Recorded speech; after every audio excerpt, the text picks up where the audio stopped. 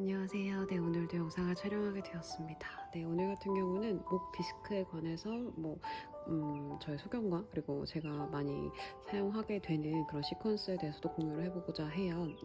일단은 시리즈별로 하고 있는데 제일 많이 가지고 있는 이슈, 요즘 이제 뭐 회원분들 오시면 제일 많이 포함해서 말하는 심텀인 것 같아요. 그래서 넥 쪽에 이제 문제, 디스크를 진단받았다, 일자목이라든지 아니면 거북목 상태라든지 이런 걸 교정하고 싶다고 오시는 분들이 꽤나 많으시고, 또 디스크 진단으로 인해서 통증까지 조절하기 위해서 통증 관리를 통해 오시는 분들도 꽤 계시죠. 일단은 사진을 통해서 이런 디스크에 대한 이해도를 높이기 위해서 해부학적인 사진을 쓰려다가 이제 사람의 형태로서 표현하는 게 조금 더 와닿지 않을까 싶어서 따로 이렇게 인터넷에 있는 걸 좀 참고해서 병원에서 올린 영상 그 사진이더라고요. 그래서 정상목 소견과 일자목 소견과 그 다음에 거북목 소견을 이렇게, 그래서 거북목 소견 같은 경우는 역시자라고 진단을 받기도 하죠. 앞으로 더 나아가 있어서 커브 형태가 반대로 꺾이는 상황, 머리의 무게가 앞으로 쏠리면서 앞으로 치우쳐지는 상황으로 앞쪽으로 계속 향하다 보면 커브가 유지되지 못해서 반대로 휘어지는 상황이 벌어지기 때문에 이런 거북목 상태를 역시자라고도 표현을 하고요. 일자목 같은 경우는 이제 이 커브가 나가려다가 일단 버티는 힘을 유지하다 보면 약간 진행형이 되는 과정 중이라고 보시면 될 것 같아요. 근데 사실상 이전에도 설명드렸겠지만 커브라는 거는, 곡선이라는 거는 충격을 분산하기 위한 용도다 보니까 일자목이라는 것 자체가 충격을 계속 다이렉트로 흡수하고 그 충격을 계속 받고 있다. 그러면 협착증의 소견이 보일 수도 있고, 그 압축으로 인해서 신경의 방사통으로 손발이 저리거나 그런 어깨부터 전파되는 그런 통증이 유발될 수도 있죠. 그래서 디스크 소견이 있는 분들이 허리도 물론 영향이 있지만 뇌와 가장 밀접한 혈관과 신경이 이동하는 그 위치에 있는 목 쪽이 훨씬 더 위험도가 높다고 저는 생각이 들어요. 그래서 일단 디스크 소견이 나오기 전에 운동을 통해서 인지력을 돕고, 그리고 그렇게 소견이 되지 않게끔 보완을 해주는 게 좋지만 이런 소견들이 나왔을 때 또 어떤 운동을 하는 게 좋은지도 선생님들도 이해를 하고 있는 게 좋은 것 같습니다. 사실 저는 상지 교차 증후군이라고 사실 이걸 표현을 해요. 왜냐하면 전목적으로 다 같이 증상이 심텀으로 오기 때문에 말씀을 드리는 거예요. 그래서 라운드 숄더 벌어질 거고, 구분 등 형성이 되면서 거북목이 같이 이루어지고, 이로 인해서 목이랑 어깨에 통증을 유발하게 되는 상황이 되죠. 그냥 단순하게 보면 이 부분에 무게를 한 돌덩이 한 10kg짜리 계속 다 받치고 있다고 생각하면 될 것 같아요. 그런 무게를 받치고 생활하는 시간을 계산해 보면 정말 누적된 시간을 통해 봤을 때 이 얼마나 통증이 유발되는 상황인지에 대한 인지가 많이 되셔야겠죠. 육안으로 보는 이런 태는 지하철이나 그냥 걸어가면서도 많이 보이실 거예요. 그래서 이런 태를 봤을 때 상지 교차 증후군이다 라고 말을 하고요. 보면은 크로스되는 근육들의 약한 부분과 또 이제 강한 부분이 이렇게 교차점이 이루어지는데, 아무래도 대칭적이기 때문에 그래요. 어디가 약하면 전후로 봤을 때, 전방위와 후방위를 봤을 때 전방이 약하면 후방은 강해지고, 전방이 강하면 후방은 약해지고, 이런 식으로 크로스 X자로 근육이 형성이 되면서 우리 몸은 생각보다 그 유지되려고 하는 성향이 성질이라고 해야 되나요? 그런 성향이 강하기 때문에 보완성의 힘들이 계속 발현이 돼요. 그래서 잘못된 방향으로 움직임이 들어가거나 잘못된 방향으로 누적된 시간의 소요로 인해서 그런 게 이렇게 쌓이다 보면은 얘네가 그거에 대한 적응력으로 반대되는 힘을 사용을 하기 시작을 하거든요. 그런 게 놀랍게도 이제 교정이 이루어졌을 때 좌우 대칭을 맞추는 게 한쪽에 더 약하다고 해서 그걸 더 강하게 할 것이 아니라 둘이 동일시되게 같은 힘으로 계속 주려고 하는 거에 대한 연습이 필요하다는 것도 이거에 또한 이치라고 이해를 하시면 될 것 같아요. 그래서 그냥 간단하게 이렇게 사진으로 좀 통해서 공유를 하고자 했고요. 이렇게 놔야겠네요. 그리고 제가 책을 해부학적인 소견의 그림을 좀 공유하려고 여기 목에 관련된 근육결을 보여주는 그런 사진 책을 좀 공유하고자 해요. 그래서 되게 많은 근육이 있거든요. 정말 짜잘하다 못해 아주 세밀한 근육까지 포함이 되어 있다 보니까 이걸 다 외울 필요는 없어요. 그냥 구조적으로 이런 결들이 목대에 어우러져 있고, 이거를 토탈적으로 보면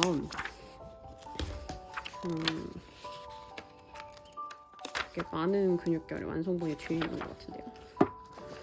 이렇게 되게 징그럽긴 하지만 어쨌든 목대에 이런 교차되는 근육들이 정말 많거든요. 그래서 여기에서 우리가 좀 많이 접하는 건 승모근도 있을 거고요. 그리고 흉쇄 유돌근, 이런 근육들은 사실 운동을 통해서 보여지는 정도로 대가 좀 강하게 형성이 되면 목 근육이 강하다라고 볼 수 있는데, 이렇게 속 안쪽에 들어가 있는 근육 같은 경우는 육안에 보이진 잘 않아요. 결 같은 경우는. 그렇지만 계속 발현이 되고 움직임을 통해서 가동이 되고 있는 상황이라고 인지를 하고는 있으셔야 돼요. 그래서 이런 이해도를 좀 높기 위해서 했고, 그리고 제가 이 몸통에 대한 근육결도 왜 표시를 해놨냐면 저는 목 디스크가 단순히 목의 근육의 문제라고 생각하진 않아요. 아까 이렇게 교차증후처럼 생각을 했을 때 상체의 전방위적인 부분을 다 보셔야 돼요. 그래서 흉추랑 관련된 흉추 단순하게 보면 스카플라랑 관련된 근육들도 다 보셔야 되고 백 근육, 그다음에 기립근 근육, 목에 관련된 근육까지 토탈적으로 보셔야 된다고 생각을 해요. 그래서 저는 비유적으로 말할 때 왜 우리 라운드 숄더 보면은 뒤에 이렇게 뭐지? 그 택 있는 부분에 이렇게 어라운드 돼서 이렇게 동그라미로 반원짜리 이렇게 반달처럼 되어 있는 부분인데 그 부분의 근육들은 다 강화해야 된다고 말씀을 드리거든요. 그래서 네발기기 했을 때 팔이나 목, 어깨에 힘이 들어가고 손목이 아프다거나 뭐 목이나 어깨 쪽에 무게가 실린다는 분들은 이런 백 머슬에 대한 인지력이 많이 부족한 상태여서 그거에 대한 인지력도 많이 도움이 필요하다고 보셔야 돼요. 그래서 여기 표현을 좀 재밌게 해놨는데 이렇게 빨간 부분으로 표현되어 있는 근육들이 목이랑 토탈적으로 다 연결되어 있기 때문에 얘네들의 근육들을 다 관여해서 강화시켜야 되고 이거의 덮개식으로 봤을 때 이제 이 얇은 층으로 쌓여져 있는 깔려 있는 근육과 그 더 딥한 부분의 근육까지 다 건드려줘야 되기 때문에 이렇게 백머슬도 사용을 할 줄 알아야지만 움직임이 정확하게 목을 잡아줘도 힘이 생성이 된다고 이해하시면 좋을 것 같아요. 그래서 사실 네발기기 자세가 목의 그런 정렬에 대한 인지력이 부족한 분들이 너무 힘들어하는 자세거든요. 근데 이거를 저희가 멋모르고 스파인 같은 그런 심플한 포지션이라고 생각하고 네발기기 시켰다가 오히려 필라에 대한 나쁜 기억만 가지고 가시는 분들도 꽤나 많죠. 그래서 그런 부분을 봤을 때 백머슬에 대한 인지력을 좀 준 다음에 네발기기 포지션이든 아니면 뭐 목에 대한 움직임에 대한 이해도를 드려야 된다라고 저는 생각을 합니다. 그래서 이렇게 일단 근육결을 좀 본 다음에 동작을 또 이제 공유를 하려고 제가 몇 가지 뽑아봤어요. 일단 디스크 소견에 따라서 포지션이라든지 아니면 강도라든지 하고 운동의 방향성들이 조금 달라지긴 해요. 일단 디스크 소견이 중간 부분에 있고 시작 부분에 있고 시작이라고는 1, 2번 넘버링을 됐을 때 그렇게 커브의 형성에 격하게 꺾이는 부분 아니면 타이트하게 잡혀있는 부분 일자로 떨어지는 부분이 어디냐에 따라 좀 다르긴 하지만 그냥 워낙 목의 구간은 사실 몸통에 있는 흉추나 요추보다는 좀 짧잖아요. 그리고 되게 단조롭게 되어 있기 때문에 넘버링은 7개지만 그 세밀한 공간의 그 구조들이 되게 촘촘하게 되어 있다고 보셔야 되거든요. 그래서 얘네는 오히려 더 연결해서 움직이는 것들이 훨씬 더 필요해요. 이런 커브 들어가는 느낌의 동작들이 필요하다고 보시면 되고 뭐 단순하게 보면은 이제 매트에서 할 동작으로 치면 헤드너드가 있을 거고요. 네, 이건 기본이죠. 넘버링의 시선에 따라서 1, 2번을 움직이는 경추 1, 2번 움직여지는 동작을 통해서 시작점을 좀 알려주는 거예요. 우리가 캐스트레치를 할 때도 시작 부분이 머리에서부터 할지 꼬리에서부터 할지에 따라서 큐잉이 달라지는 거잖아요. 그래서 목에 대한 시선이 처리로 인해서 목의 움직임이 시작된다는 걸 꼭 인지시켜 드리기 위해서 뭐 저는 레이저 불로 표현을 하면서 거기에서 몇 센치의 지지면을 이렇게 표현을 할 때도 있고 뭐 아니면은 표현력 자체를 살짝만 고개를 끄덕이게 뭐 턱 사이에 주먹 하나의 공간이 있게끔 하는 경우도 있고 여러 가지 큐잉이 있지만 어찌됐건 이 살짝의 움직임이 이 경추의 1, 2번을 움직인다는 느낌을 주기 위해선 맨바닥에서 하는 게 가장 피드백이 잘 오긴 하거든요. 그래서 슈파인 동작에서 고개를 움직이거나 아니면 폼롤러에 누워서 해도 괜찮아요. 어쨌건 그 지지면이 불안정할수록 사람이 인지력이 더 높아지고 그거에 대한 캐치력이 더 올라가기 때문에 폼롤러에 누운 상태에서 헤드너드를 시키는 것도 좋고요. 그 다음에 누운 상황에서 스카플라 아이솔레이션을 하겠죠. 그래서 프로트랙션, 리트랙션, 뭐 어버드, 다운워드 뭐 이런 동작들을 통해서 이해도를 좀 높이고 뉴트럴 상태를 인지하는 것도 하나의 동작이고 이거를 푸시스루 바로 피드백을 드릴 수 있고요. 캐딜락에서는 아니면 저는 사실 아크를 이용하거나 폼롤러를 이용하는 걸 좀 좋아해요. 아까도 말했다시피 불안정성을 가질수록 디테일이 더 살아나요. 우리가 불안정하면 거기에 대한 감각이 깨어나죠. 혹시나 떨어뜨릴까? 혹시나 놓칠까?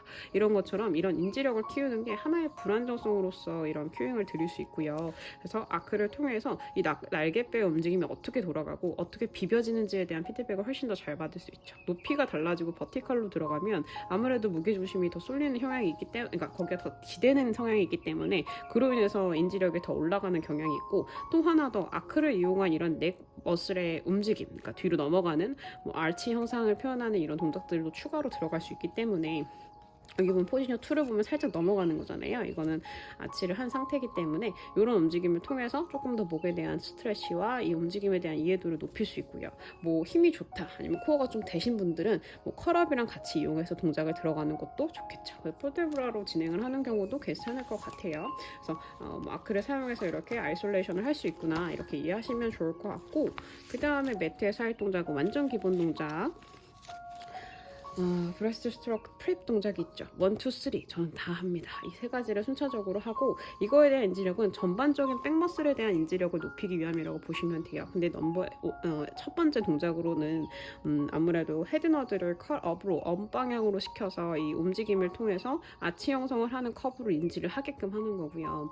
우리가 단순 논리로 보면 헤드 머슬에서 이 눈꼬리 라인에서부터의 경추가 시작한다고 저는 말씀을 드리거든요.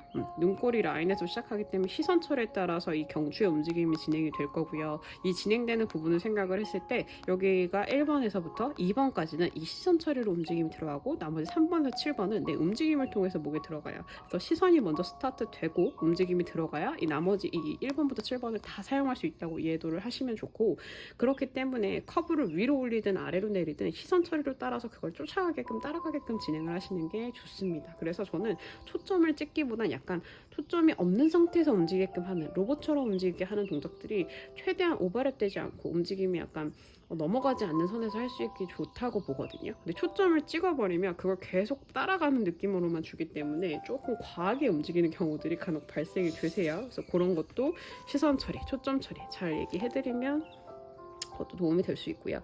그리고 뭐 포어헤드가 아무래도 전반적으로 다 띄워야 되고, 팔의 위치가 힙 라인보다 내 머리 쪽으로 오면 전반적인 몸의 밀착도가 달라지기 때문에 이 힘이 조금 더 가중이 필요하죠. 여기다가 이제 저는 핸드에 뭐 토닝볼이라든지 무게를 좀 더 들이면 뛰는 그 힘이, 윗복부의 힘이 훨씬 더 많이 가중돼야 되고, 코어에 대한 그 고정되어 있는 힘, 그걸 받쳐 올리는 힘이 좀 더 필요해지거든요. 그래서 그렇게 좀 난이도를 올리는 경우도 사용을 하죠. 그래서 이제 매트로는 이렇게 진행이 되는데, 제가 이제 좀 여러 가지 한두 동작을 좀 빼려고 봤더니 이게 뭐랄까 그 회원분들의 할 수 있는 강도에 따라 좀 달라질 것 같기는 해요. 근데 기본적인 베이직적인 동작들은 좀 깔아줘야 되는 움직임들을 좀 쓰려고 했어요. 그래서 체어에서는 AB 프랩 시팅을 할 거예요. 이유는 몸통을 고정하는 힘, 이거 제가 예전 영상에 말씀드렸는데, 컬에 대한 인지력이 헤드나더부터 시작돼서 우리의 컬에 대한 순차적인 그런 아티큘레이션을 인지하는 동작으로 매우 좋다고 말씀을 드렸죠. 근데 컬을 하지 마시고요. 팔을 내리고 몸을 버티는 것만 연습해도 어느 정도 그 시팅에서의 버티는 힘에 대한 인지도가 좀 생기시거든요. 근데 이게 기립성으로 봤을 때 이 버티는 힘이 존재해야 커브라는 형성이 이루어지는데, 이 자체가 무너져 버리거나 떨어져 버리지 않는 거에 대한 인지를 주려면 이 앞면의 힘에 버티는 걸 인지를 해야 돼요. 그러기 위해선 우리가 허리를 꺾어서 세울 것이 아니라 얘를 누르면서 복부를 버텨서 세우는 느낌을 줘야지만 이 몸통에 유지되는 힘을 좀 이해도가 있으실 거거든요. 그래서 보면은 저는 이걸로 모디피케이션으로 이렇게 진행을 할 것 같아요. 팔만 내리고 내가 이거 버티는 힘, 누르면서 버티고 이런 식으로 펌핑 능력으로 통해서 몸을 좀 세우게끔 기립하는 힘을 인지를 한 다음에 시팅을 하면, 그 다음에 이제 요거부터는 조금씩 이제 어려워지죠. 아이솔레이션을 했는데 프론에서 할 때는 조금 더 중력에서 가중되는 무게가 많다 보니까 목이라든지 어깨 무게가 쏠릴 수 있죠. 이게 뭐 네발 깊게 인지도와 같을 수 있고요. 그래서 몸을 페달에 손바닥을 대고 몸을 붕 띄우는 이 느낌으로 코어에 대한 인지력을 상승하게끔 하는 것도 도움이 돼요. 근데 정확하게 날개뼈의 중앙 부분을 짚어서 큐잉으로 핸즈온을 좀 해주셔야 이분들에 대한 피드백이 조금 더 올 수 있거든요. 이 헤드라인에서부터 척추의 이 정렬을 인지한다는 것 자체가 사실상 터치가 들어가야 조금 더 디테일하게 잡아드릴 수 있기 때문에 그런 부분을 좀 잡으면서 페달을 바닥에서 뜨게끔 붕 떠 올리게끔 하는 것 자체가 매우 코어 쓰는 힘과 흡사하죠. 어쩔 수 없는 상황을 만들어서 코어를 쓰게 하는 방법도 선생님들의 스킬이라고 볼 수도 있어요. 그래서 이런 거에 대한 피드백으로 뭐 아이솔레이션까지 하면 좋은데, 저는 여기서 그냥 프론에서 페달을 띄우는 것만 몇 번 연습해서 코어의 펌핑 능력과 이 백라인의 같은 선상에 두는 이 힘을 대한 인지력, 이 뉴트럴에 대한 인지력을 좀 더 상승하는 걸 여기서 좀 사용을 하는 것 같고요. 그 다음에는 표시를 해놨죠. 이것도 제가 되게 좋아하는 동작이에요. 원암 프랩 핸즈온 플로어인데 요거는 이제 이 페달과 그 다음에 이 플랫폼 자체를 같은 높이에 맞춰놓고 레벨을 같게 둔 상태에서 날개뼈 스카플러를 고정시킵니다. 앞뒤로 잡아줘요. 저는 요 팩 쪽과 그 다음에 백 쪽을 둘을 앞뒤로 잡아준 상태에서 고정시키고 팔꿈치를 구부렸다 폈다 인지력을 주거든요. 근데 여기서 가장 제가 생각하는 좀 포인트는 팔꿈치의 각도예요. 팔꿈치를 수평하게, 그러니까 접을 때 옆 사이드로 접냐, 어떻게 해야 되지? 옆 사이드로 표현 어떻게 해야 돼? 옆 사이드로 접냐 아니면 그냥 수평하게 접냐. 우리 왜 푸시업 할 때도 팔을 접었다 폈다 할 때 바깥쪽으로 접었다가 이렇게 피는 분들이 있고 그냥 아래로 떨궜다가 피는 분들이 있거든요.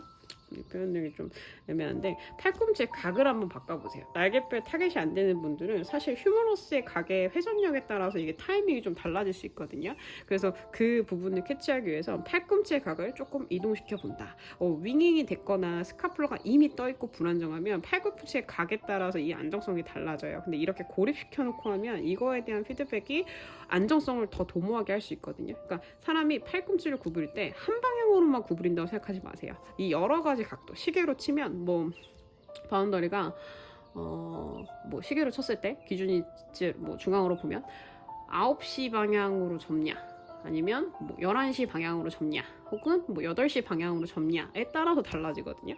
뭐 그런 식으로 각도를 좀 다르게 틀어서 움직이는 것도 하나의 팁이 될 수 있습니다. 그래서 그렇게 좀 사용감을 줘보시는 것도 날개뼈 안정성, 백머슬을 사용하는 좀 토탈적인 그런 부분들을 인지할 수 있고요. 그리고 요거는 제가 좀 가스만하는 꼭 동작이라 이걸 먼저 할 건데 이건 난이도가 있는 편이죠. 체스트 익스펜션이라고 하는 동작인데 이거 같은 경우는 체스트 팩머슬을 오픈하면서 더 늘려주고 그다음에 넥까지 스트레치가 같이 들어가니까 정말 일석이조로 다 가져갈 수 있는 동작이에요. 근데 이거를 바로 하면 일단 로프를 당기는 거에 집중을 할 것이고요. 내가 더 뒤를 찍어내는 힘에 더 집중. 왜냐면 뭘 주어지면 거기다 집중하잖아요. 보통 회원분들은 그죠? 그래서 요거에 대한 중립성에 대한 인지도, 앞면과 뒷면, 후면에 텐션이 같게끔 하는 거, 뒤에를 찍거나 조이는 동작이 아니에요. 이거는 기준을 잡아놓고 여기서 뒤로 밀었을 때 몸통에 고정하는 힘, 뭐 이거 전거근이 될 수도 있고요. 몸통을 고정하는 힘에 대한 인지력을 좀 더 높이면서 이 와중에 넥을 수평하게끔 회전력을 줬을 때 이 스트레치가 되게 중요하다는 거에 대한 이해도, 그 다음에 앞면과 후면에 대한 연결이 어떻게 되어 있는지에 대한 느낌을 더 많이 느낄 수 있는 동작이라고 보거든요, 저는. 그래서 저는 이 동작을 상당히 좋아합니다. 이 동작을 좀 시켜드리기 전에 이런 프랩 동작들이라고 볼 수 있는 이런 인지력에 대한 부분들을 깔아놓고 이 동작을 와야지만 피드백이 더 정확하게 올 수 있을 거고요. 뭐 캐딜락에서는 아주 루틴하지만 롤바를 잡고 롤다운해서 내려가는 동작, 익스텐션까지 해서 이렇게 아치 형성까지 갔다가 오는 동작. 근데 아치가 냅다 목을 뒤로 제껴보는 분들이 있고 또 허리를 들어버리는 분들이 있는데 우리도 알다시피 커브라는 거는 스타트되는 부분이 있고 놓쳐지는 구간이 있으면 안 돼요. 허리를 왔다 갔다 꺾거나 고개를 확 제껴버리는 동작이 가장 염려스러운 동작이죠. 전방 커브인 얘네 둘을 사용을 한다는 건 그냥 있는 커브를 더 격하게 꺾겠다는 거지 움직임을 제대로 주겠다는 게 아니거든요. 그래서 원래 전방 커브가 아닌 구간을 훨씬 더 신경을 많이 쓰셔야 되고요. 티칭을 할 때 그 부분이 모빌리티가 되게 중요한 부분인 것도 뭐 아실 거지만 그런 부분에 대한 티칭이 필요하다.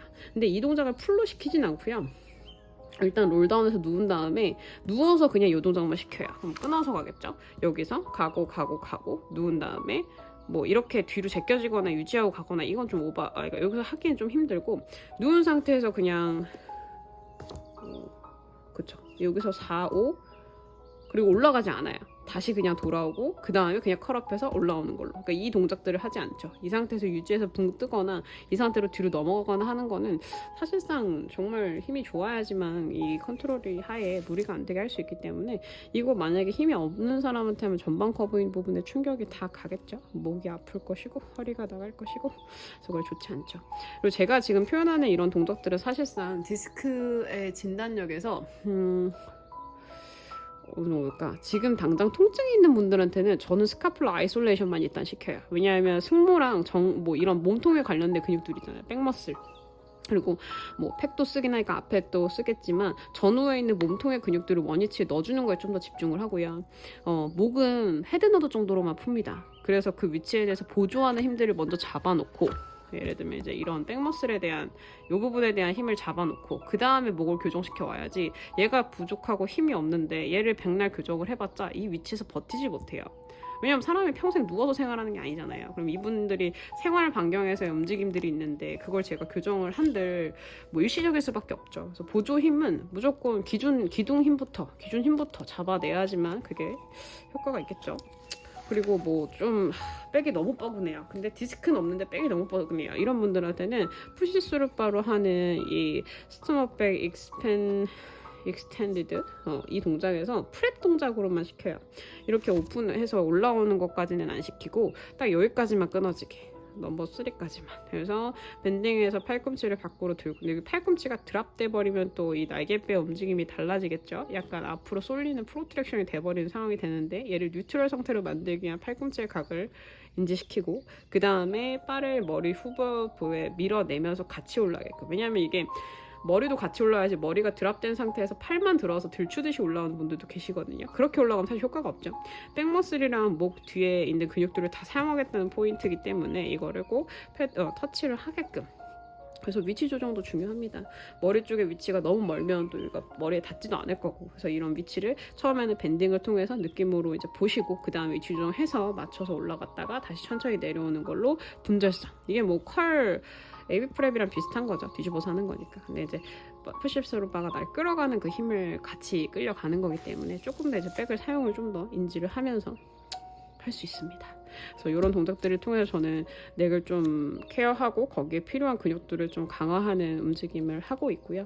제가 조금 새벽이라서 급하게 찍느라 말이 너무 빨랐는데, 일단 뭐 의견이 있으시거나 질문이 있으시면 언제든지 메일 주시면 되고요. 이런 식으로 이제 시리즈로 시퀀스를 공유하고자 하니 혹시 뭐 더 추가적으로 궁금한 거 있으시면 언제든 물어봐 주시면 되세요. 네, 이상입니다.